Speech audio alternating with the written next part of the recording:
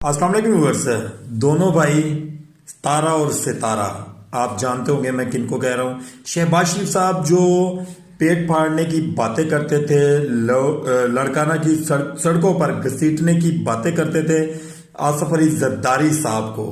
आपको ये बताएं, जिस वक्त वो आज प्रेसिडेंट ऑफ पाकिस्तान बने तो उनको जफियां डालकर मुबारकबाद दी गई दोनों भाइयों की तरफ से। और जिस दिन वो इलेक्शन जीते थे उसके बाद शहबाज शरीफ साहब जरदारी हाउस गए, वहां पे जाके बलगीर हुए, उनके साथ जफियां शपियां डाली और नेक तमन्नाओं का इजहार किया और नेक तमन्नाओं के साथ साथ उनको झोलियां भर भर के दुआएं देकर आए।